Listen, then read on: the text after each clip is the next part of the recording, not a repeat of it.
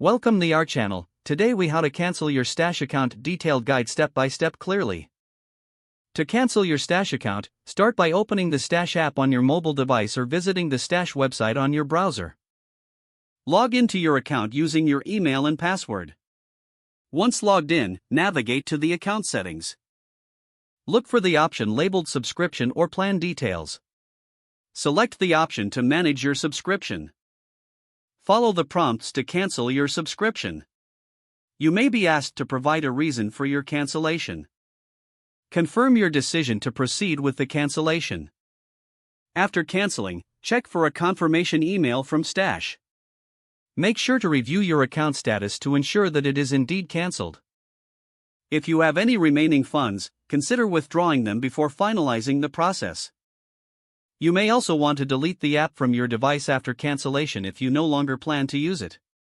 For any additional questions or issues, reach out to Stash customer support for assistance.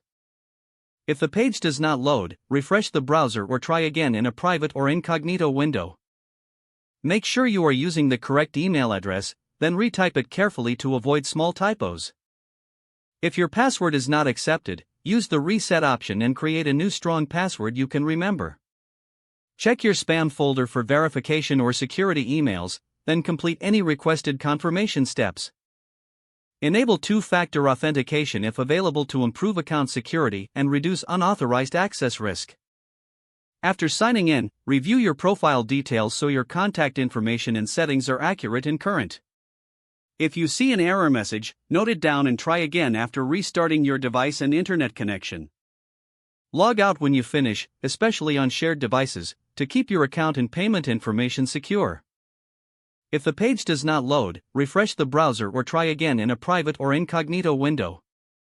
Make sure you are using the correct email address, then retype it carefully to avoid small typos. If your password is not accepted, use the reset option and create a new strong password you can remember. Check your spam folder for verification or security emails, then complete any requested confirmation steps. Enable two-factor authentication if available to improve account security and reduce unauthorized access risk. After signing in, review your profile details so your contact information and settings are accurate and current. If you see an error message, note it down and try again after restarting your device and internet connection.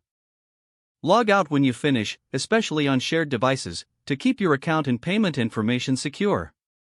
Don't forget to like this video and subscribe to our channel for more step-by-step tech guides.